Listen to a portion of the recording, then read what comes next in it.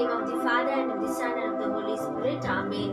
அன்பான கிறிஸ்துவர்களே, இதோ இந்த உன்னதமான நேரத்தில் நாம் யாவரும் ஆண்டவருடைய இன்ப நாமத்திலாக கூடியிருக்கிறோம். ஆகையால் இப்பொழுது நாம் யாவரும் தன்னை தாழ்த்தி அர்ப்பணித்து நாம் ஜெபம் செய்வோம். விண்ணையும் மண்ணையும் ஆள்கின்றவரே, இந்த உன்னதமான இந்த காலவேளைக்காக உமக்கு நன்றி செலுத்துகிறோம். அப்பா ஆண்டவரே, இந்த நாளை நீர் பிடித்தமாய்க்காக உமக்கு கொடானபடி நன்றி தகப்பனே. எங்கே இருவர் நாமத்தில் கூடி ஜெபிக்கும் போது உங்க மத்தியில இருப்பேன் என்று வாக்கு கொடுத்தது போல ஆண்டவரே, நாங்கள் யாவரும் ஒன்றாக இணைந்து இப்பொழுது ஜெபிக்கும் போது உங்களுடைய தூய ஆவியானவரை ஒவ்வொருத்தரையுமாக அசைவாடி எங்களை நிரப்பும்படிக்காய் ஜெபிக்கிறோம். அப்பா ஆண்டவரே, இன்றைக்கு நாங்கள் பாடுகிற பாடல்கள், கேட்க போகிற ஒவ்வொரு வசனங்களும் ஆண்டவரே ஒவ்வொரு உள்ளத்துக்கும் சமாதானத்தையும் பலத்தையும் சுகம் அளிக்கிற சுகத்தையும் கொடுத்து நீர் ஆசீர்வதிக்குவீராக. அப்பா நீங்களே அற்புதங்களை செய்து வழிநடத்தி ஆசீர்வதிங்க. இயேசு கிறிஸ்துவின் நாமத்தில் ஜெபிக்கிறோம் எங்கள் ஜீவனுள்ள நல்ல தகப்பனே. ஆமென், ஆமென். இப்பொழுது நாம் துதி ஆராதனைக்கு நாம் கடந்து செல்வோம். மரித்த இயேசு உயிர்த்து விட்டார், அல்லேலூயா என்று சொல்லி இந்த பாடலை பாடி நாம் யாவரும் ஆண்டவரை நோக்கி புகழ்வோம்.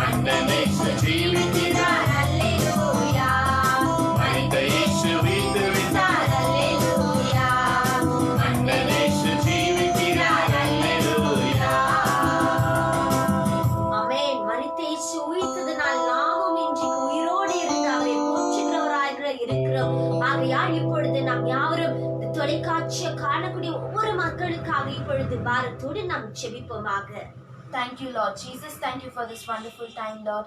Thank you for this fresh morning that you have given into our hands, Lord Jesus. As we are waking up each and every morning, Lord Jesus, you pour into us a new spirit, Lord Jesus. You shine your light upon us, Lord Father. Help us to read word and your message to each and every people as much as we can, Lord Jesus.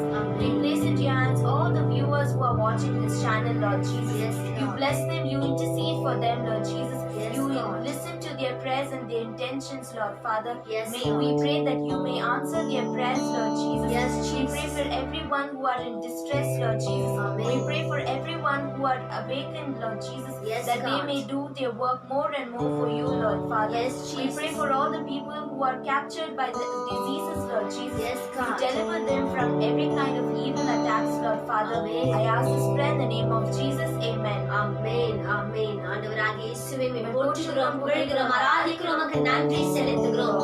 விசுவாசத்தினால் நீதிமான் பிழைப்பான், விசுவாசியே பதறாதே என்று சொல்லி இந்த பாடலை பாடி நம் யாவரும் ஆண்டவரை போற்றி புகழ்வாமாக.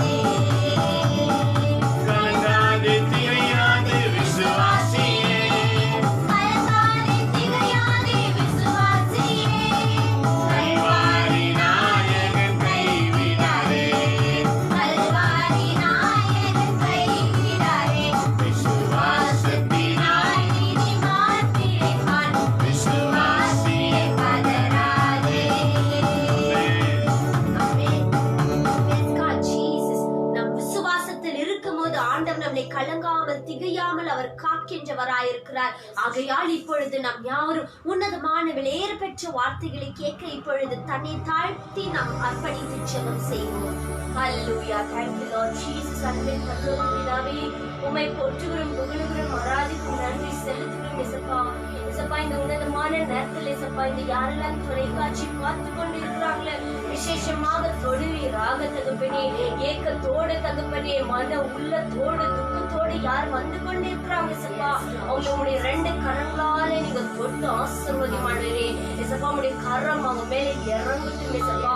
இயேசப்பா, bless the messenger, Lord Jesus, as he's gonna tell the word of God, Lord Jesus. Let that word go and penetrate deep inside their heart, Lord Jesus. Whatever the problem, whatever the pain, suffering, obstacles they are going through, Lord Jesus, right now, everything you change all these sorrows into joys, Lord, as your word is going and entering into them, Lord Jesus. Let the word give them a light, Lord. Take out all the darkness, Lord Jesus. உடைய வார்த்தை உணவா மாறட்டும் தகப்பனே, ஒரு மருந்தா மாறட்டும் இயேசப்பா.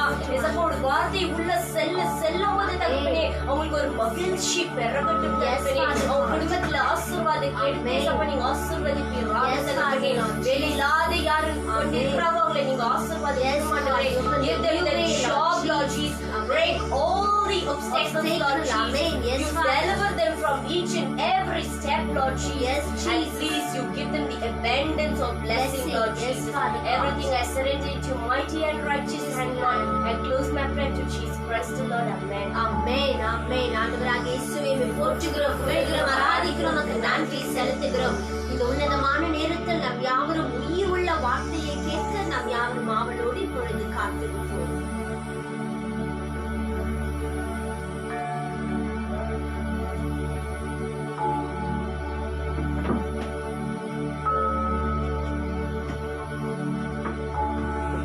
பிரியமான சகோதர சகோதரிகளே, ஆண்டவராகிய இயேசுவின் பெயரால் உங்கள் அனைவரையும் வாழ்த்துகின்றோம். இன்று காலை இறைவன் நம்மை ஆசீர்வாதமாக மீண்டும் சந்திக்க வைத்திருக்கின்றார். இறைவனுக்கு நன்றி செலுத்துவோம். ஒவ்வொரு நாளும் இந்த துன்ப நாட்கள் மிக விரைவிலே பயணம் செய்கின்றன. நன்றாய் கவனித்து பாருங்கள். இந்த ஜனவரி மாதம் பிறந்தது, சிறப்பாக இருந்தது. மார்ச் மாதம் தவக்காலம் தொடங்கினோம். முடிவு முற்றிலும் லாக்டவுனாக மாறிவிட்டது. மார்ச் மாதத்திலே தொடங்கின அந்த லாக்டவுன் இன்னைக்கு வரைக்குமா தொடர்ந்து கொண்டிருக்கிறது. ஆனால் நாட்கள் மட்டும் வேகமாக விரைந்து கொண்டிருக்கிறது. ஏனெனில் இறைவன் தன் பிள்ளைகளை துன்பத்தில் அதிக நாட்கள் இருக்கக்கூடாது என்று எண்ணி நாட்களை வேகப்படுத்திக் கொள்ளுகின்றார். ஒவ்வொரு நாளும் பாருங்க, காலையில எழுகின்றோம், திடீரென்று நாம் ஜெபத்தில் பங்கு கொள்ளுகின்றோம். நாள் முழுவதும் முடிந்து விடுகிறது. மீண்டும் அடுத்த நாள் காலை வருகின்றோம். ஒவ்வொரு நாளையும் ஆண்டவன் நமக்கு காக்கின்றார். ஏனெனில் நாம் வழிபடுகிற இறைவன் உயிருள்ள இறைவன், மரித்து போனவர் அல்ல. ஆகவே இந்த நேரத்திலே நாம் கண்களை மூடி நாம் செபிக்க போகின்றோம். கண்களை மூடி செபிக்க போகின்றோம். ஏனெனில் நாம் வழிபடுகிற இறைவன் மரித்தவர் அல்ல என்ற நம்பிக்கையுடன் நாம் விழிப்பாயிருந்து செபிக்க வேண்டும். ஆகவே கண்களை மூடி உயிரோடு இருக்கிற ஆண்டவரை வழிபடுவோமாக. ஆண்டவர் சொல்லார், கல்லோ மண்ணோ மரமோ அல்ல, உயிருள்ளவர். அவர் நேற்றும் இன்றும் என்றும் மாறாதவர், இருக்கின்றவரா இருக்கிறேன் என்று சொன்னவர். மோசேயிடத்தில் சொன்னார், என் பெயர் இருக்கின்றவரா இருக்கிறேன் என்று போய் சொல். இருக்கின்றவரா இருக்கிற இறைவன் என்று நம் நடுவில் இருக்கிறார். உள்ள கண்களை மூடி ஒப்பு கொடுப்போமா? விண்ணுலகையும் மண்ணுலகையும் படைத்த எங்கள் அன்பு தந்தையே, உம்மை நாங்கள் போற்றுகின்றோம். மண்ணுலகில் நாங்கள் வாழும்படி எங்களை உருவாக்கினீரே, உமக்கு நன்றி செலுத்துகிறோம். நாங்கள் அனைவரும் உம்முடைய சாயலில் இருக்க வேண்டும் என்று உருவாக்கினீரே, உமக்கு கோடி நன்றி ஆண்டவரே. உம்முடைய சாயலாய் படைக்கப்பட்ட நாங்கள் அனைவரும் அந்த சாயலுக்கு ஏற்றவாறு வாழாமல் போனதினால் உமது திருமகன் இயேசுவை இந்த உலகுக்கு அனுப்பி கொடுத்தீரே, உமக்கு நன்றி ஆண்டவரே. அவர் சிலுவை மரணத்தால் எங்களை மீட்டுக் கொண்டமைக்காய் உமக்கு நன்றி ஆண்டவரே. மீட்கப்பட்ட நாங்கள் தனிமையாய் விட்டுவிடாமல் மீண்டும் உம்முடைய ராஜ்யத்துக்கு வந்து சேர வேண்டும் என்று அவரை உயிர்த்தெழச் செய்து எங்களுக்கு ஒரு நம்பிக்கையை புகட்டினீரே, உமக்கு நாங்கள் நன்றி செலுத்துகிறோம் ஆண்டவரே. நாங்களும் மரித்து உயிரோடு எழுந்த நம்முடைய ராஜ்யத்துக்குரிய மக்களாக மாற வேண்டும் என்று எங்களுக்குள்ளும் ஒரு நம்பிக்கையின் வாழ்வை நீர் கொடுத்தமைக்காக நன்றி செலுத்துகிறோம். அனைவரையும் நீர் ஆசீர்வதிப்பீராக. எங்க ஒவ்வொருவரையும் நீர் ஆசீர்வதிப்பீராக. எங்கள் ஒவ்வொரு ஒவ்வொருவர் மேலும் உம்முடைய கரம் இருப்பதாக. நாங்கள் உம்முடைய வாக்குகளை கேட்டு உயிர் பெற்ற மக்களாக உம்முடைய வார்த்தைக்காய் வாழுகிற பாக்கியத்தை எங்களுக்கு தரும்படிக்காக நாங்கள் செபிக்கிறோம். நீர் பாதுகாத்து வழிநடத்தும். தேவைகளை சந்தியும் ஆண்டவரே. இன்று எங்கள் ஆன்ம கண்கள் திறக்கப்படட்டும். நாங்கள் தெளிவடைந்து உமக்கு பின் பயணிக்க எங்களுக்கு அருள் தாரும். உம்முடைய வாக்குகள் எங்களுக்கு ஒளியாக வழியாக அமைவதாக நீரை துணைந்து காக்குமாறு வேண்டுகிறோம். எங்கள் ஆண்டவர் இயேசுவின் பெயரால் வேண்டி உமது இரக்கத்தின் வாக்குகளை கேட்டுக்கொள்கிறோம் எங்கள் நல்ல தந்தையே. ஆமென், ஆமென், ஆமென். இயேசுவில் அன்பான இறைமக்களே, ஆண்டவராகிய இயேசுவின் பெயரால் உங்கள் அனைவரையும் நாங்கள் வாழ்த்துகின்றோம். இன்று திருத்துதர் பவுலடிகளார் நேற்றைய வாக்கை இன்று தொடருகின்றார்.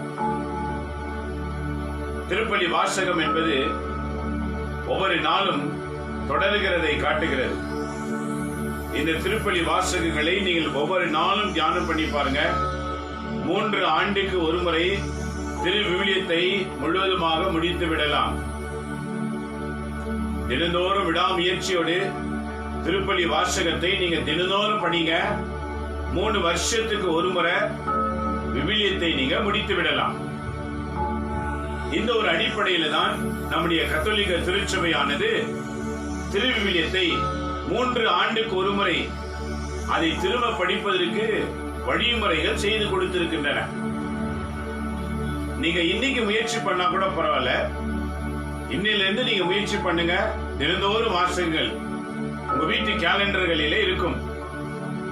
அல்லது நீங்க கூகுள் பிளே போனீங்க சொன்னீங்கன்னா அதுல உங்களுக்கு கிடைக்கும். இன்னைக்கு எல்லார் கையிலும் மொபைல் மிக அழகாக இருக்கின்றன. ஆண்டவருக்காக பயன்படுத்துங்க. இந்த மொபைல் ஆண்டவருடைய நாமத்தை பயன்படுத்தும் போது அது உனக்கு பாதுகாப்பாக இருக்கும். அதில் சென்று பைபிள் பிளே ஸ்டோர்ல போய் பைபிள் டவுன்லோட் பண்ணிக்கங்க. Daily versus, daily mass reading versus அப்படின்னு போட்டு பாருங்க. அது ஒரு ஆப் உங்களுக்கு கிடைக்கும். அதே டவுன்லோட் பண்ணிக்கங்க. ஏன்னா சிலர் சொல்றாங்க எங்க வீட்டுல கேலண்டர் எல்லாம் இல்லைன்னு. மொபைல் எல்லா வீட்லயும் இருக்குது இல்லையா? டவுன்லோட் பண்ணுங்க ஆப். ஆர்வமா இருக்கிறவங்க, ஆர்வமா இல்லாதவங்க, நேரம் இல்லைன்னு சொல்றவங்க எல்லாம் அவர்களை ஒண்ணுமே செய்ய முடியாது. முயற்சியடையோர் இகழ்ச்சியடையார். ஒவ்வொரு கிறிஸ்தவர்களும் விவிலியத்தை படித்துதான் தீர வேண்டும். விவிலியத்தை படிக்காதவர்கள் கிறிஸ்தவர்கள் கிடையாது. கிறிஸ்தவர்கள் கிறிஸ்துவுக்குரியவர்கள். இதை படித்தாதான் எப்படி வாழ வேண்டும், நாம் எப்படி பழக வேண்டும், நாம் எதை செய்ய வேண்டும், எதை செய்யக்கூடாது என்பதை முழுக்க முழுக்க நம்ம வாழ்க்கை பயணம் எழுதப்பட்ட புத்தகம் திரு விவிலியம், the Bible. How to live in this world. Our life history is written in this Bible. We must know how to live in this world. The God is written. Read every day. Take the mass reading. Once in 3 years, the Bible will be completed. Follow the mass reading every day. You will be known to God. என்னைக்கு Bible படிக்கிறோமோ அப்பதான் நம்ம கடவுள் பார்வையில் தெரியும். நீங்க Bible பற்றி அதுக்கு ஏற்றவாறு வாழவில்லை என்றால் நீங்கள் யார் என்று எனக்கு தெரியாது என்று ஆண்டவர் சொல்லிடுவார். மத்தேயு நற்செய்தி 25 10 கன்னியர்கள் ஓமை நமக்கு எல்லாருக்கும் தெரியல.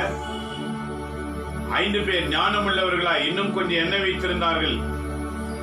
5 பேர் இருக்கிறது போதும் என்று நினைத்தார்கள். இருக்கிறது போதும் என்று நினைத்தவர்களால் தீர்ந்து போன எண்ணெயை திரும்ப கொண்டு வர முடியவில்லை. அதை வாங்கி வரலாமே என்று சென்றார்கள்.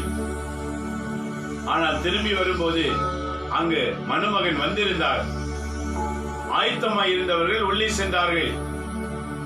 திரும்பி வந்தவர்கள் கதவை தாளி தட்டும் போது நாங்கள் வந்திருக்கிறோம், கதவை தரும்.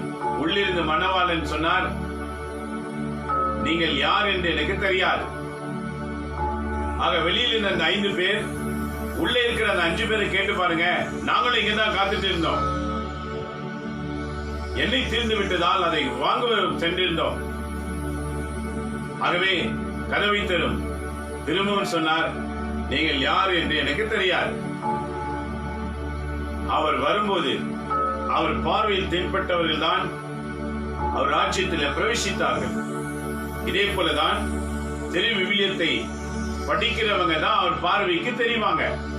ஏன் தெரிவாங்க? திருவிழியத்தை படிக்கும் போது அது நம்முடைய குறைகளை எடுத்து காட்டுகிறது. நாம் குறைகளை விட்டு விலகும் போது நாம் கடவுளின் பார்வையிலே தென்படுகின்றோம். அங்க எஸ்ஐயா 53 வாசித்து பாருங்க. எஸ்ஐயா 59 வாசித்து பாருங்க. 53 நம்ம நோய்களை சுமந்தேன் என்று சொல்லுகிறார். 59 உங்களை பார்க்க கூடாதபடி என் கண் குருடல்ல, உங்கள் ஜெபம் கேட்காதவாறு என் காது செவிடல்ல, உங்களை ஆஸ்வதிக்க கூடாது என்று என் கரம் குறுகி போகும் இல்ல, மாறாக உங்களுடைய தீச்செயல்கள் எனக்கும் உங்களுக்கும் நடுவே பிளவு உண்டாக்கி இருக்கிறது. நீங்கள் தீச்செயலை விளக்கினால் என் பார்வைக்கு தெரிவீர்கள் என்று ஆண்டவர் ஐசையா 59 எஸ்ஐயா 53 சொல்லுகின்றார். ஆக இப்படி படித்தாதான் நம்மிடத்தில் இருக்கிற கெட்ட குணங்களை நாம் எடுத்து போட முடியும். அது பைபிள் நமக்கு வெளிச்சம் போட்டு காட்டும். ஆகவேதான் we must read the Bible to correct ourselves. When we corrected ourselves, the God can see us. We can see the God will see us. ரெண்டு பேருமே முகமுகமாய் பார்க்கிற அந்த அனுபவம் கிடைக்கும். ஆகவே நண்பரே மக்களே, தினந்தோறும் பைபிள் படிக்கிறத நிறுத்திடாதீங்க. கண்ணை மூடிக்கிட்டு குருடு மாதிரி கண்ணை மூடிக்கின்னு படிக்காதீங்க. அதெல்லாம் வழிமுறை அல்ல. ஒவ்வொரு நாளும் திருப்பலி வாசகம், மாஸ் ரீடிங்ஸ் ரொம்ப அருமையா இருக்கிறது. அது தொடர்ந்தீர்கள் என்றால் அதுக்கான விளக்கத்தை நாம் அறியலாம். அப்ப இன்றைக்கு திருப்பலி வாசகம் என்ன சொல்லுகிறது? இதை கேட்டுக்கொண்ட அன்பரே மக்களே, இன்றைய முதல் வாசகத்தில அப்போஸ்தலனாகிய பவுல் கொரிந்தியருக்கு எழுதின புத்தகத்தில தொடர்ச்சி வாசிக்கின்றோம். 15ஆம் அதிகாரத்தில 12 20 வரைக்கும் வாசிக்கிறோம். நேற்று 1 10 வரைக்கும் வாசித்தோம். உயிர்த்தெழுதலை பற்றி பவுலடிகளார் உரைத்தார். ஆண்டவர் இயேசு உயிர்த்த பிறகு தன்னுடைய சொந்தமான மக்களுக்கு வெளிப்பட்டார். பிறகு சீடர்களுக்கு வெளிப்பட்டார். பிறகு அங்க ஒரு 500 பேர் கூடியிருந்தாங்க. அந்த 500 பேர் மத்தியிலே அவர் வெளிப்பட்டார். பாருங்க, சொந்தமானவர்களுக்கு வெளிப்பட்டார், சீடர்களுக்கு வெளிப்பட்டார், பொதுமக்களுக்கு வெளிப்பட்டார். தான் உயிரோடு இருக்கிறேன் என்பதை அனைவரும் அறிந்து கொள்ளும்படி வெளிப்பட்டார். அந்த செய்தி வேகமாய் பரவினது. இது நேற்று வாசித்தோம். இன்றைக்கு பாருங்க, அதன் தொடர்ச்சி என்ன சொல்லுகிறது? 12 இறந்த கிறிஸ்து உயிருடன் எழுப்பப்பட்டார் என அறிவிக்கப்பட்டிருக்க, உங்களுள் சிலர் இறந்தோர் உயிர் தழவில்லை என சொல்வது எப்படி? இன்னைக்கு என்ன நம்பிக்கையின் செய்தின்னு பாத்தீங்கன்னா, நாம எல்லாருமே ஒரு நாள் இறந்து போய் விடுவோம். இன்னைக்கு கொள்ளை நோய் பாருங்க, திடீர் என்று மரணத்தை கொண்டு வருகிறது. ஆலயங்கள் திறக்கப்பட்ட பிறகுதான் நமக்கு தெரிய வரும். நமக்கு தெரிஞ்சவங்க எல்லாம் எத்தனை பேர் இறந்து போயிட்டாங்க. திறந்த பிறகுதான் நம்ம பேசிக்குவோம். ஐயோ, இவங்க இருந்தாங்களா, அவங்க இருந்தாங்களா? ஒரு நாள் நீயும் நானும் கூட இறந்து விடுவோம். இறந்த நமக்கு நம்பிக்கையின் செய்தி உயிரோடு இருக்கும்போது சொல்லப்படுகிறார், நீங்கள் இறக்க மாட்டீர்கள், நித்திரைக்குள்ளாக இருப்பீர்கள். நண்பரே மக்களே, ஏனெனில் முதன்மையான கனி கிறிஸ்து மனிதனாய் பிறந்ததினால் இறந்தார். அவர் 3வது நாள் உயிரோடு எழுந்தார். அவர் எழுந்தார் என்ற செய்தி உலகம் முழுவதும் பரவிவிட்டது. ஏன் இந்த உலகம் முழுவதும் பரவுதல்? அவரை நம்புகிறவர்கள் எத்தனை பேரோ, இயேசுவை ஏற்றுக்கொள்கிறவர்கள் எத்தனை பேரோ, இயேசுவின் வழியிலே பயணிக்கிறவர்கள் எவர்களோ அவங்க தான் உயிர்த்தெழுந்து அவருடைய ராஜ்யத்துக்கு செல்வார்கள். ஆனால் இந்த உயிர்ப்பு என்பது பாவியாய் இருந்தாலும் உயிர்த்தெழுவார், புனிதனாய் இருந்தாலும் உயிர்த்தெழுவார். பாவியாக இருந்தாலும் உயிர்த்தெழுவார், பரிசுத்தவானாய் இருந்தாலும் உயிர்த்தெழுவார். எல்லாருமே உயிர்த்தெழுவாங்க. ஆனால் இதிலே ஒரு வேறுபாடு என்னவென்றால், யார் கிறிஸ்துவின் ராஜ்யத்துக்குள் பிரவேசிப்பார்கள்?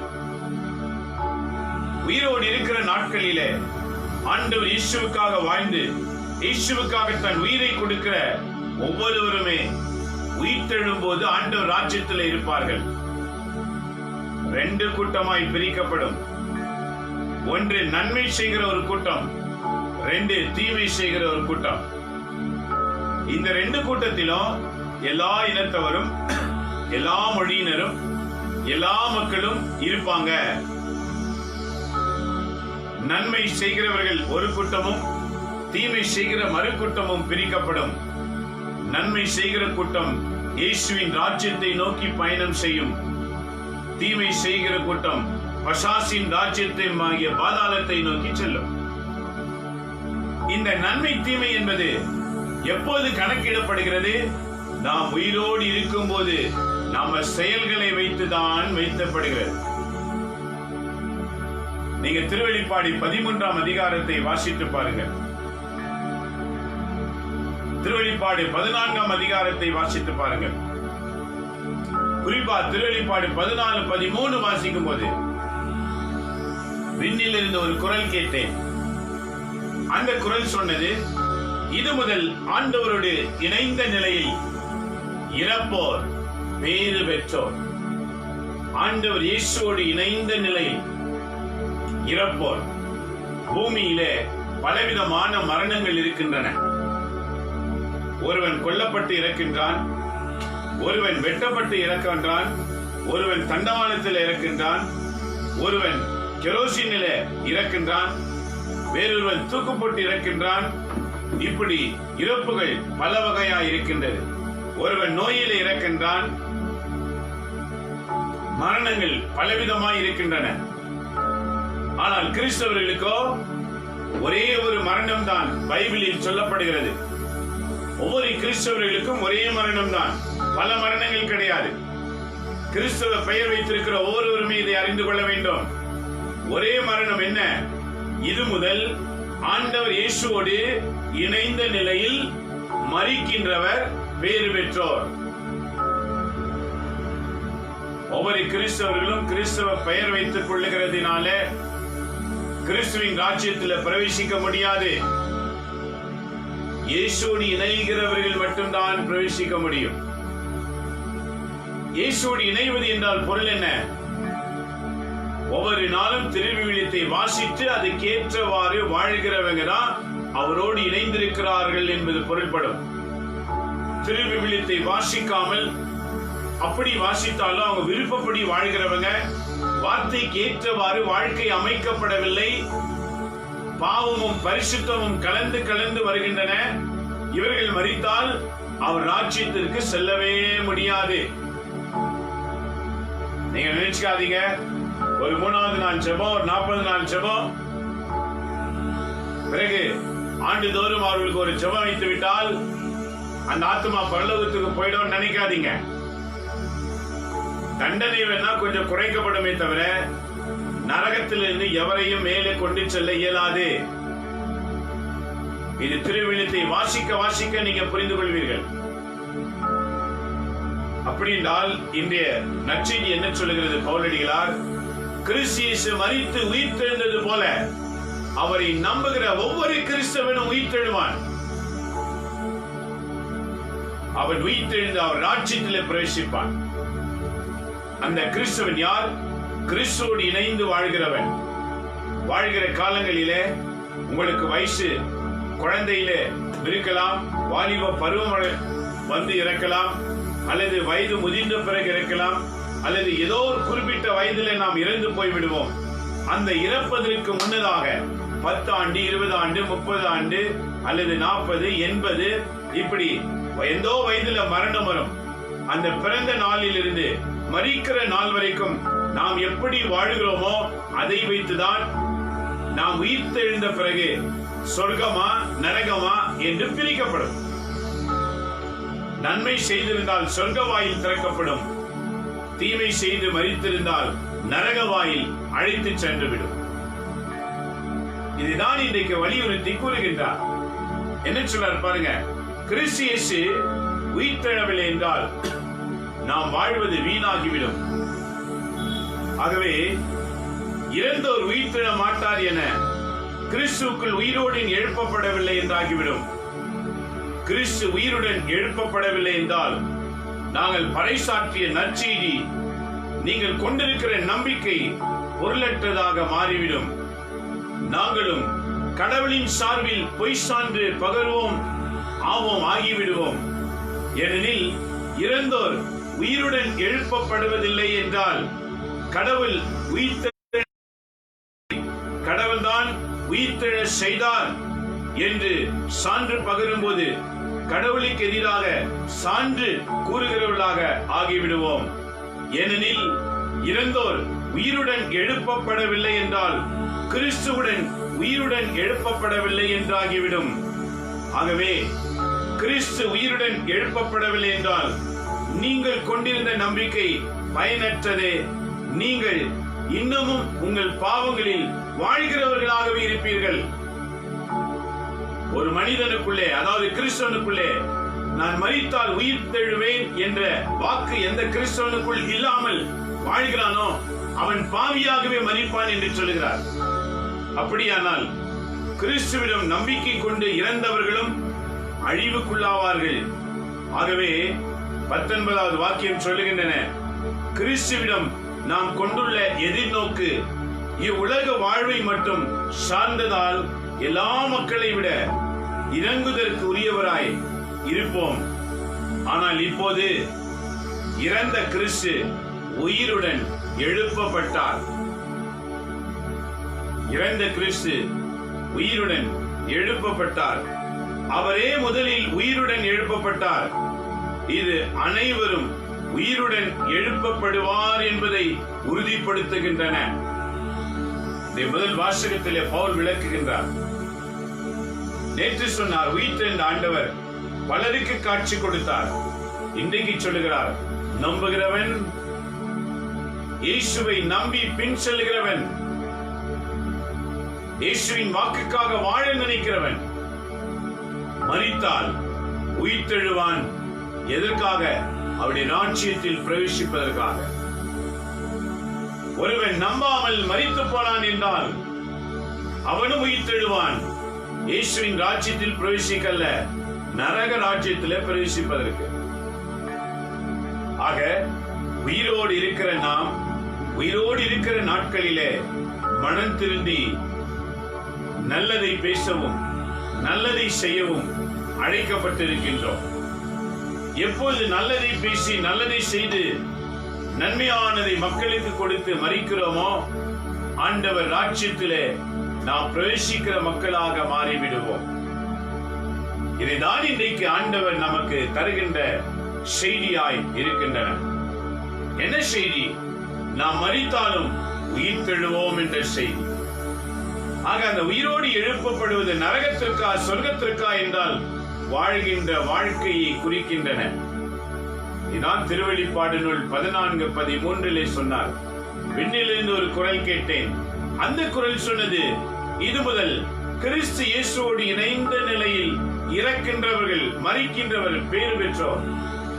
ஏனெனில் அவர்கள் செய்த செயல்கள் அவர்களை பின்தொடரும். சேர்த்து வைக்கிற சொத்து பின்தொடராது. சேர்த்து வைக்கிற புகழ், பதவி, பட்டம், அந்தஸ்து பின்தொடராது. அதெல்லாம் பூமியிலே விட்டுட்டு தான் போனோம். நாம் செய்கிற செயல் மட்டும்தான். நம்முடைய செயலிலே நன்மை இருந்தால் விண்ணகத்துக்குரியவர்களாயிருப்போம், தீமை இருந்தால் நரகத்துக்குரியவர்களாயிருப்போம். இந்த நன்மையும் தீமையும் கண்டறிவது எப்படி? திருவிவிலியத்தை வாசிக்கிறதின் வழியாக தான். பேச்சிலே மாற்றுதல், யோசனையிலே மாற்றுதல், நம்முடைய சேவையிலே மாற்றுதல், எல்லாவற்றிலும் மாற்றுதல்.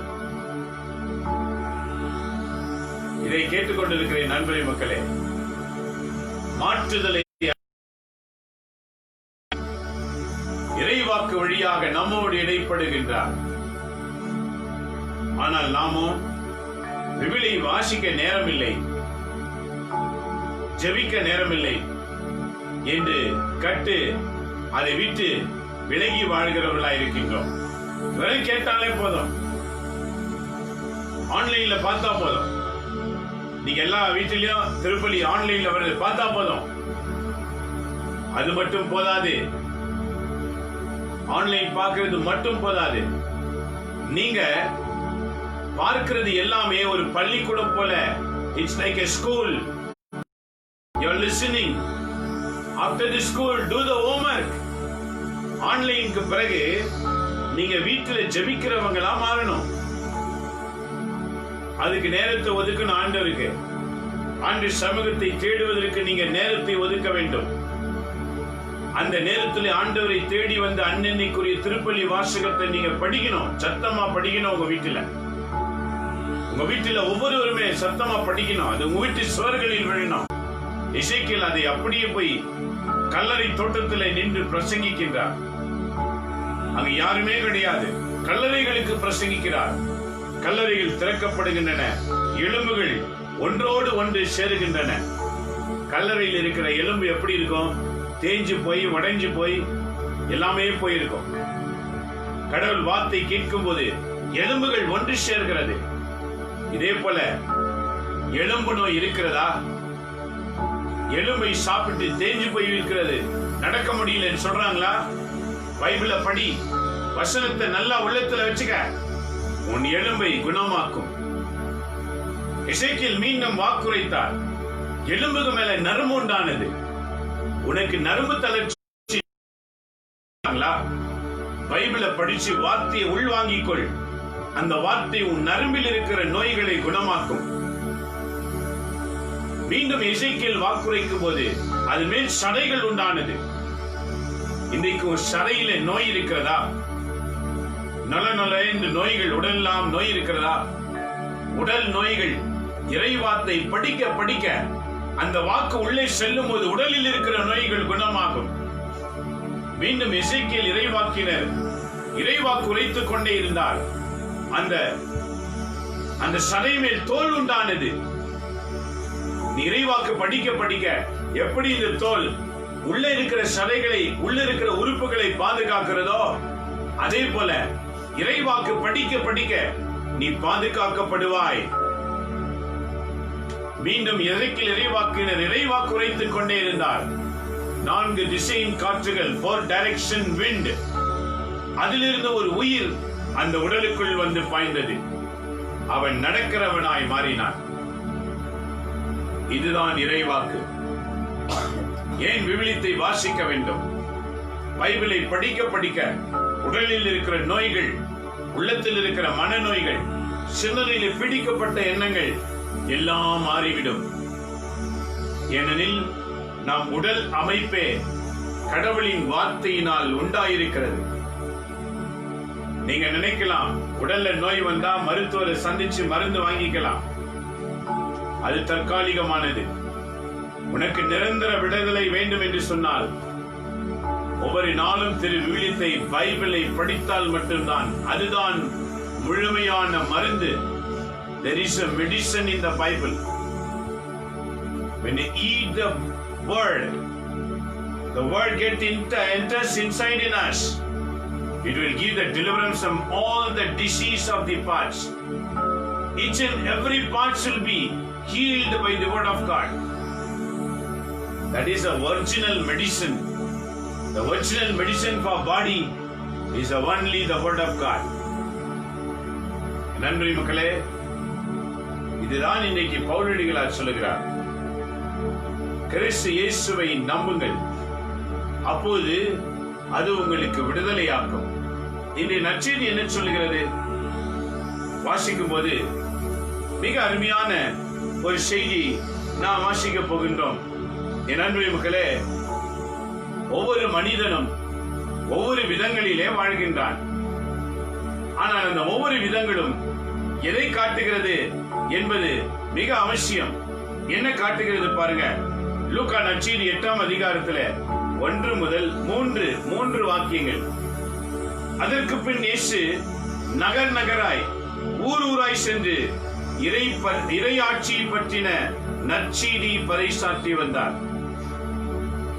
நகர் நகராய் ஊர் ஊராய் சென்று இயேசு இறை ஆட்சியின் நல்ல செய்தியை சொன்னார். இந்த நல்ல செய்தி கேட்டவங்க என்ன செய்தாங்க? 12 அவருடன் இருந்தனர். பொல்லாத ஆவிகளுக்கு விடுதலை கிடைத்தது. என்றைக்கு பைபிளை நாம் படிக்கிறோமோ பசாசுகள் ஓட ஆரம்பிக்கும். ஏனெனில் பசாசுகளுக்கு வார்த்தை தான் எதிர்ப்பு.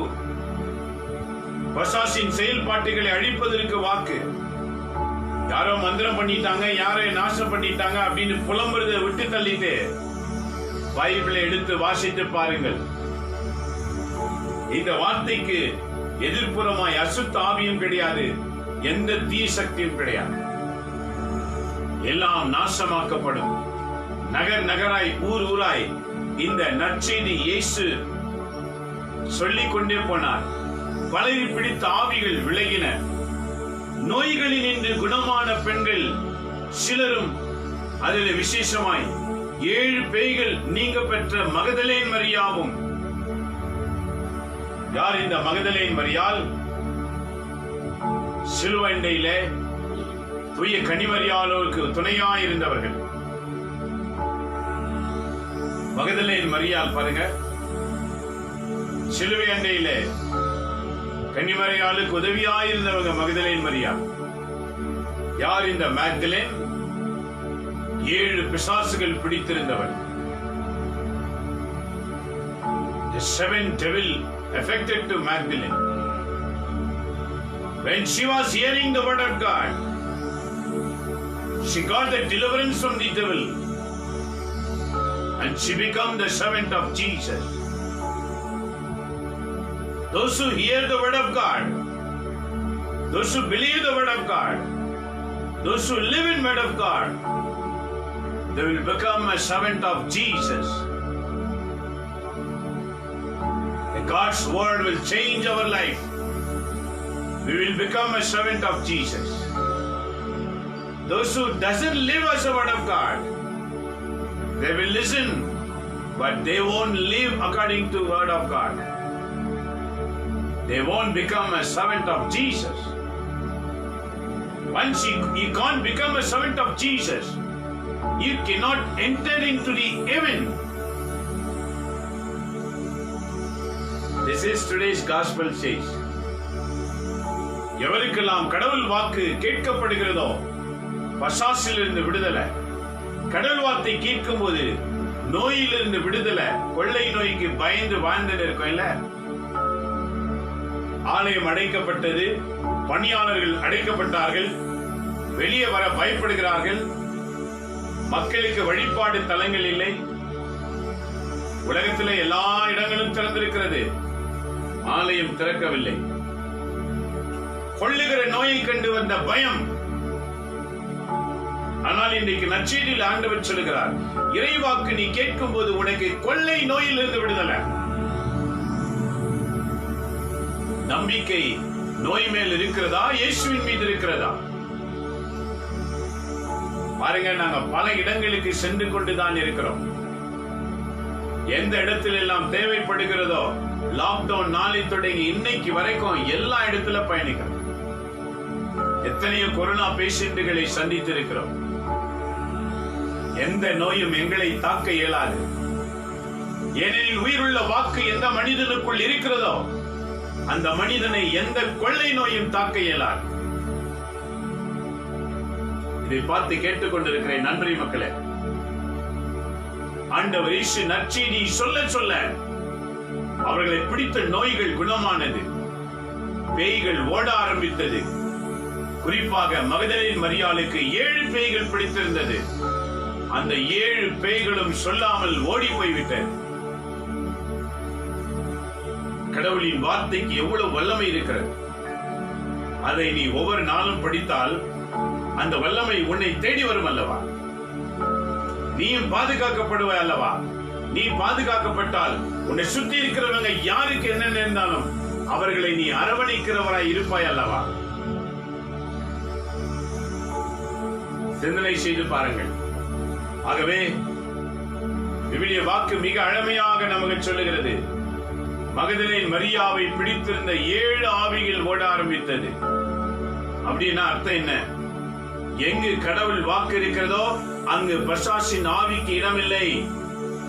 பிசாசின் ஆவிக்கு எப்ப இடம் இல்லையோ அந்த வீட்டில சண்டை இல்ல, அந்த வீட்டில குழப்பம் இல்ல, அந்த வீட்டில நோய் இல்ல, அந்த வீட்டில எந்த விதமான தீச்செயலும் இல்ல, அந்த வீட்டில விரோதம் இல்ல.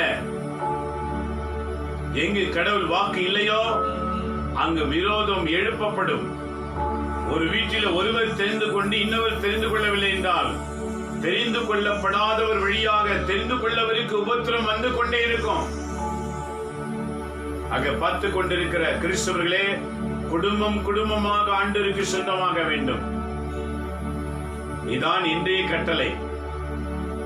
குடும்பம் குடும்பமாக வீடுகள் ஆலயங்களாக மாற வேண்டும். ஒவ்வொரு கிறிஸ்தவ வீடுகளிலும் ஆராதனை தொனி இருக்கணும். அந்த வீட்டில் இருக்கிற அத்தனை பேரும் அவங்க ஆராதனையில பங்கு கொள்ளணும். அந்த வீட்டு தலைவன் அந்த ஆராதனையை நடத்தணும். இதுதான் கடவுளுடைய திட்டம். ஒவ்வொரு குடும்பங்களும் அந்த வீட்டிலே ஆராதனை நடத்தணும்.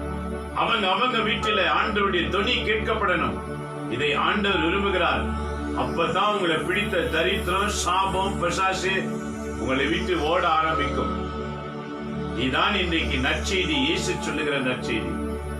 ஆக என்ன உரைக்கிறார் 3வது வாக்கியத்தில், ஏரோதின் மாளிகை மேற்பார்வையாளர் கூசாவின் மனைவி யோவன்னாவும் சூசன்னாவும் மேலும் பல பெண்களும் அவரோடு இருந்தார்கள். அவர்கள் தங்கள் உடைமைகளை கொண்டு வந்து அவருக்கு பணிவிடை செய்து கொண்டிருந்தார்கள். ஏரோது அரசன் வீட்டிலே பணி செய்கிறவர்களே இயேசுவோடு பயணிக்க தொடங்கினார்கள். இது எவ்வளவு அழகா குறிப்பிட்டிருக்காங்க பாருங்க. ஏனெனில் கடவுள் வாக்கை ஏற்று நடப்பதற்கு ஏழை பணக்காரன் இல்லை, எல்லாருமே சமமானவர்கள். நீ ஏழை இருந்தாலும் சரி, நீ பணக்காரன் இருந்தாலும் சரி, கடவுள் வார்த்தைக்கு கட்டுப்பட்டால் வாழ்வு, கட்டுப்படவில்லை என்றால் நரகம் காத்து கொண்டிருக்கும். நீ மரித்தால் நரகம் செல்ல விரும்புகிறாயா அல்லது விண்ணேற்றம் அடைய விரும்புகிறாயா? நீ விண்ணேற்றம் அடைவது நம்பிக்கை என்றால் தினந்தோறும் திருப்பலி வாசகத்தை வீட்டில உன் குடும்பத்தின் மத்தியில நீங்க படிச்சு தியானிக்கணும். அப்போது கொள்ளை நோய் உன்னை தீண்ட முடியாது. நீதான் கொள்ளை மருந்துக்கு, கொள்ளை நோய்க்கு டாக்டராக இருப்பாய். ஒவ்வொரு கிறிஸ்தவர்களும் கொள்ளை நோய்களுக்கு மருத்துவர்கள், doctor. You'll become like a doctor, the healing doctor. When you pray, the disease will get appear. It will disappear. You'll become a doctor, you'll become a healer. The reason, when the word enters inside in you, the God's power is entering inside. When you're filled with the Holy Spirit, there will be the deliverance for all difficulties, and killing disease will be get delivered. The human is created by God's mouth. The word came out and created. Meanwhile, the God's word is the medicine for all the human. When you eat this medicine, you will be healed and protected. Not only yourself, your family, your neighbor, your nation, your people, everyone will be protected because of you. கேட்டுக்கொண்ட அன்புரிய மக்களே, நீங்க ஒருவர் ஆண்டவருக்கு சொந்தமானால் உன் வீட்டார், உன் தெரு மக்கள், உன் நாட்டு மக்கள், உலக மக்கள் ஆண்டவரால் பாதுகாக்கப்படுவார்கள். இதற்காக தான் கிறிஸ்தவ குடும்பங்களை உருவாக்கி வெவ்வேறு திசைகளிலே, வெவ்வேறு நாடுகளிலே, வெவ்வேறு தெருக்களிலே ஆண்டவர் வைத்திருக்கிறார். அவங்க வழியாக அவங்க சுற்றி இருக்கிற மக்கள் எல்லாம் காக்கப்பட வேண்டும். We believe in living God. உயிர்த்த ஆண்டவரை நாம் நம்புகின்றோம். நாம வழிபடுகிற இயேசு செத்து மண்ணோடு மண்ணாய் சென்றவர் அல்ல, 3வது நாள் மரணத்தில் இருந்து எழுந்தவர். ஆகவேதான் அவரை உலகம் கடவுள் என்று அழைக்கின்றனர். எந்த கடவுளும் உலகத்திலே மரித்து போய் மீண்டும் உயிர் பெற்றார் என்ற சரித்திரம் இல்லை. இயேசு ஒருவர் மட்டும்தான். Only that Jesus raised from the dead. Meanwhile, we all believe in Christ. They all will rise. No name, no caste, no language. Anybody can believe in Jesus. What is meant by believing in Jesus? Reading the Bible and living according to this word. This is the following of Jesus. Our attitude will be get changed. Not our lifestyle. Our attitude will be get changed. We will become a follower of Jesus. The bad will remove from us. The good will come inside in us. Those who are all doing good in this world, they all belongs to Christ.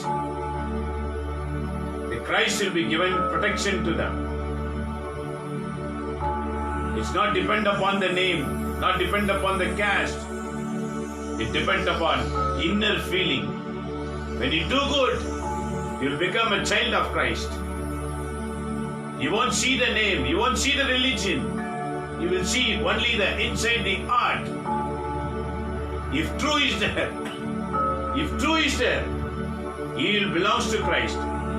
If false is there, they belongs to devil. நன்மை செய்கிறவர்கள் இயேசுவுக்கு சொந்தமாவார்கள். தீமை செய்கிறவர்களோ பிசாசின் ஆட்சிக்கு சொந்தமாவார்கள். ஆக இயேசு பெயரை பார்த்து, மொழியை பார்த்து, இனத்தை பார்த்து செயலாற்றுகிறவர் அல்ல. ஒவ்வொரு மனிதனுடைய செயல்களை பார்த்து செயலாற்றுகிறவர். நம்ம செயல்கள் நல்லதா இருந்தால் அவர் நம்மை பார்ப்பார். கெட்டதா இருந்தால் அவர் ராஜ்யத்திலே நாம் பிரவேசிக்க இயலாது. ஆக சாவதற்கு முன்னதாக நல்லதை மட்டுமே செய்ய வேண்டும், நல்லதை மட்டுமே பேச வேண்டும். அந்த நல்லது பைபிளில் இருக்கிறது.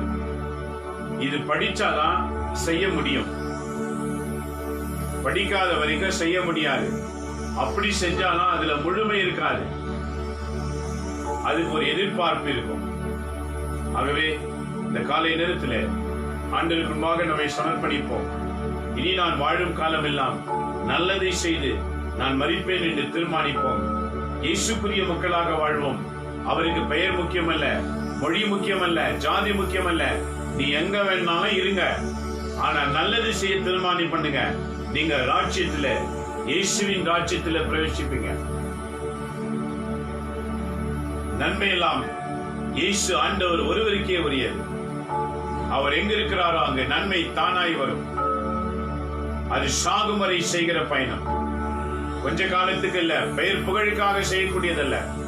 சாகிற வரைக்கும் நன்மை செய்தவர்களாய் மரிப்பது, பாவத்தை விலகி வாழ்வது, கெட்ட பழக்கத்தை விலகி வாழ்வது, ஆண்டவருக்காய் வாழ்வது.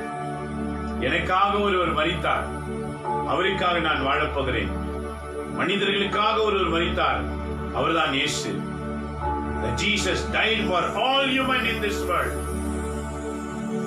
All human in this world. He died for all the human. Who all believes in him, they will be saved. நன்றி மக்களே. நம் வாழ்க்கையை ஆண்டவரிடத்தில் அர்ப்பணிப்போம். ஆண்டவர் நம்மை காப்பார். செபிப்போமாக. எங்களை நேசிக்கிற எங்கள் அன்புள்ள தகப்பனே, இந்த காலவெளிக்காயமை நாங்கள் போற்றுகின்றோம். உம்முடைய அன்பின் கரத்தில் எங்களை ஒப்பு கொடுத்து செபிக்கிறோம். எங்களுக்காக இரு கரம் விரித்து சிலுவையிலே அறியப்பட்ட இயேசுவே, எங்கள் கரங்கள் பாவம் செய்யக்கூடாது என்று உம்முடைய கரங்களில் ஆணிகள் அடிக்கப்பட்டது. எங்கள் சிந்தனைகள் பாவத்தை நினைக்க கூடாது என்றும் சிரசிலே முட்கள் சுட்டப்பட்டது. எங்கள் இருதயம் தீமையானது சுமக்க கூடாது என்று உம்முடைய இதயத்தில் ஈட்டியால் குத்தப்பட்டது. எங்கள் உடலில் பாவத்தினால் அழியக்கூடாது என்று உடைய உடலிலே காயங்கள் ஏற்பட்டது. எங்கள் காலில் தவறான வழியிலே செல்லக்கூடாது என்று உம்முடைய கால்களிலே ஆணிகள் அடிக்கப்பட்டது. எங்களுடைய முழு குணங்களை சுமந்து கொண்ட இயேசுவே, என்னோடு ஜெபிக்கிற ஒவ்வொருவரையும் நீர் இப்போது மாற்றுவீராக. அவர்களை பிடித்த தரித்திரம், பிடித்த சாபம், பிடித்த பிசாசு, பிடித்த கொள்ளை நோய் இயேசுவின் பெயரால் விடுதலை அடைவதாக. விடியும் ஆண்டவரே, உம்மை தேடி வருகிறவர்களை நீர் வெறுமையாய் அனுப்பவில்லை. அவர்கள் குணமடைந்து சென்றார்கள். குணமடையும்படி ஒவ்வொருவரையும் ஆசீர்வதியும் ஆண்டவரே. இன்னும் ஒரு பெயரிலே பணியாளர்களாய் இருக்கிற ஒவ்வொருவரையும் நினை கூறுகிறோம். வெட்கப்பட்ட பணியாளர்களை நீர் மாற்றுவீராக. இயேசு ஆண்டவர் என்று அறிவித்து விடுதலை பெற்றுக் கொடுக்கிற உண்மையான பணியாளர்களை தேசங்களிலே எழுப்புவீராக. உம்முடைய நாமத்தை மகிமைப்படுத்துவது எதை குறித்தும் கவலைப்படாமல் எழும்புகிற ஊழியர்களை எழுப்பும்படிக்காக ஜெபிக்கிறோம். பயங்கி ஒடுங்கி போன ஊழியர்களை புதுப்பியும் ஆண்டவரே. அவர்களை கொண்டு மாற்றுதலை கொடுத்து மக்களை காக்கும்படி ஜெபிக்கிறோம். என்னோடு ஜெபிக்கிற ஒவ்வொருவரையும் ஒரு கருவிகளாய் பயன்படுத்தும். அவருடைய வாழ்வின் சூழ்நிலைகளை மாற்றும். பண கஷ்டம், நோய் கஷ்டம், வேலை கஷ்டம் என்று ஒரு பிள்ளைகள் பரிதபிக்கிறதை அறிந்திருக்கிறீர் ஆண்டவரே. எல்லா கஷ்டங்களையும் நீக்கி உமது பிள்ளைகளுக்கு தேவையானதை கொடுத்து உமது இறை பணியை சிறப்பாய் செய்கிற பாக்கியத்தையும் சேர்த்து கொடுப்பீராக. வேலை முடிந்த நேரத்தில் உம்முடைய பணி செய்கிற எண்ணத்தை புகட்டும் ஆண்டவரே. உமது பிள்ளைகளை நீர் காத்துக்கொள்ளும். உலகம் எங்கிலும் பார்த்துக் கொண்டிருக்கிற ஒவ்வொருவரை நீர் ஆசீர்வதியும். Singapore, Malaysia, China, Japan, Italy, America, south Africa, Sweden, Switzerland, Netherlands, Canada, Germany, Singapore, Dubai, Sri Lanka, Abu Dhabi, Sharjah, Iraq, Israel, இத்தனை மக்களும் இப்போது பார்த்துக் கொண்டிருக்கிறார்கள் ஆண்டவர். ஒவ்வொருவரையும் நீர் ஆசீர்வதித்து அவங்க இடத்துல எடுத்து பயன்படுத்துகிறாங்க. உடைய பிள்ளைகள் எங்கெல்லாம் இருக்காங்களோ அவங்களை சுத்தி வேலி போடும் ஆண்டவர். உடைய வார்த்தை கேட்டு அதற்காக வாழ வேண்டும் என்று தீர்மானிக்கிறவர்களை நீங்க எடுத்து பயன்படுத்தும்படிக்காக செபிக்கிறோம். கொள்ளை நோயிலிருந்து விடுவிக்கிற கருவிகளாய் மாறட்டும். இன்னைக்கு கொரோனா என்ற கொள்ளை நோயை ஜெபித்து விடுதலை வாங்கி கொடுக்கிற ஊழியர்களை எழுப்பும் ஆண்டவரே. பாதுகாத்துக் கொள்ளும். பிள்ளைகளை அரவணைத்து நடத்தும். உயிர்த்த ஆண்டவரே, எங்களையும் நீர் உயிர்ப்பிக்கிறமைக்காய் நன்றி செலுத்துகிறோம். நாங்க வாழும் போதே உயிர் பெற்று நன்மைகளை செய்து மரித்து உம்முடைய ராஜ்யத்துக்கு வந்து சேர எங்களுடைய எண்ணங்களை மாற்றி ஆசீர்வதி. நாங்க எப்போதுமே உம்முடைய வாக்குகளை நிறைவேற்றி வாழ எங்களுக்கு அருள் தாரும். ஒவ்வொரு கிறிஸ்தவ வீடுகளும் ஜெப வீடாய் மாறுவதாக. ஒவ்வொரு கிறிஸ்தவ வீட்டிலும் ஜெபதுனி சத்தம் நம்பி இருக்கட்டும் ஆண்டவரே. அந்தந்த வீட்டு தலைவர்களை நீர் ஆசீர்வதியும். அந்த வீட்டு தலைவிகளை ஆசீர்வதியும். தங்கள் பிள்ளைகளை உடைய ஆசீர்வாதிக்கப்பட்ட ஜெபத்தில் நடத்துகிற குடும்பமாய் நீர் மாற்றுவீராக. எல்லா வீடும் ஜெபதுனி வீடாய் மாறுவதாக. இதை பார்த்துக் கொண்டிருக்கிற ஒவ்வொரு வீடும் ஜெபதுனியாய் மாறட்டும். அவங்க வீட்டில் இந்த திருப்பலி வாசகத்தை எடுத்து வாசித்து அவங்க வீட்டுக்கு விடுதலை வாங்கிக் கொள்வார்களாக. இதை பார்க்க போகிற ஒவ்வொருவரையும் கூட நீங்க ஆசீர்வதிங்க. மீண்டும் நாளை காலை சந்திக்க மட்டும் இது எத்தனை தொலைவான தூர தேசங்களுக்கு செல்லுமோ அத்தனை தூரம் மட்டும் நீர் ஆசீர்வதிக்கும்படிக்காக ஜெபிக்கிறோம். பாதுகாத்து வழிநடத்தும் ஆண்டவரே. நாங்கள் பேசுவது ஒரு மொழியா இருந்தால் இதை பார்க்கிற மக்கள் எந்த மொழி சார்ந்திருந்தாலும் அவங்க மொழியிலே புரிந்து கொள்கிற அளவுக்கு என் ஆண்டவர் இதை மாற்றி அவர்களுக்கு தருமடிக்காக ஜெபிக்கின்றேன். ஆசீர்வதியும் ராஜா. நீங்க பாதுகாத்து வழிநடத்தும். இந்த நாள் முழுவதும் இந்த பிள்ளைகளை பாதுகாத்துக் கொள்ளும்.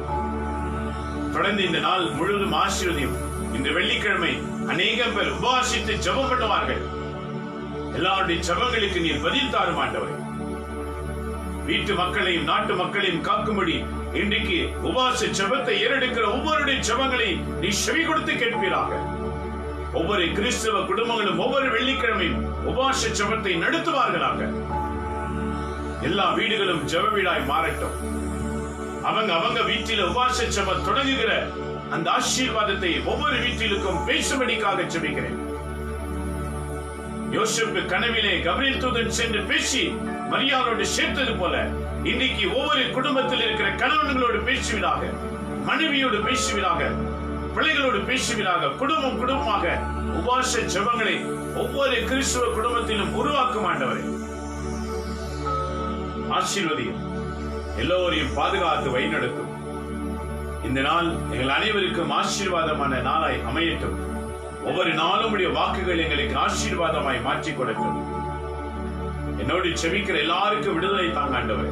யார் யாருக்கு என்ன தேவை என்று நினைத்து செபித்துக் கொண்டிருக்கிறார்களோ, வேலை இல்லாதவர்களுக்கு வேலை, பண கஷ்டத்தில் இருக்கிறவர்களுக்கு பண கஷ்டத்தின் தீர்மானம், இப்படி பல பிரச்சனைகள் விலகி உமது பிள்ளைகளை உமது வழியிலே நடத்துவீராக. இன்றைய நற்செய்தி பிரகாரம் உடைய வார்த்தைகளை கேட்ட அநேக பேர் வெயிலிருந்து விடுதலை பெற்றார்கள், நோயிலிருந்து விடுதலை பெற்றார்கள். அதே போல இதை கேட்கிற ஒவ்வொருவருக்கும் விடுதலை தருவீராக. நீரை பாதுகாத்து வழிநடத்தும். இவெல்லாம் எங்கள் ஆண்டவர் இயேசுவின் பெயரால் வேண்டி உமது கையில் இருந்த ஆசீர்வாதத்தை நாங்கள் அனைவருமே பெற்றுக் கொள்கிறோம் எங்கள் நல்ல பிதாவே. ஆமென், ஆமென், ஆமென். இயேசுவில் அன்பான இறை மக்களே, இன்றைய நற்செய்தி மறவாதீர்கள். இயேசு ஊர் ஊராய் தெரு தெருவாய் வார்த்தைகளை சொல்லும் போது அவர்களை பிடித்த நோய்கள் குணமானது. நீங்களும் ஒவ்வொரு நாளும் விழித்து எடுத்து வாசிங்க, சுகமாய் இருங்க, மற்றவர்களையும் சுகமாக்குங்க. Become a doctor and heal others. இந்த வார்த்தை படிக்கிற ஒவ்வொருவருமே மருத்துவர்கள். நோய்களை குணமாக்குங்கள். ஆண்டவர் உங்களை எடுத்து பயன்படுத்துவாராக. மீண்டும் நாளை காலை சந்திப்போம். எல்லாம் வல்ல இறைவன் தந்தை, மகன், தூய ஆவியின் பெயராலே. ஆமென், ஆமென்.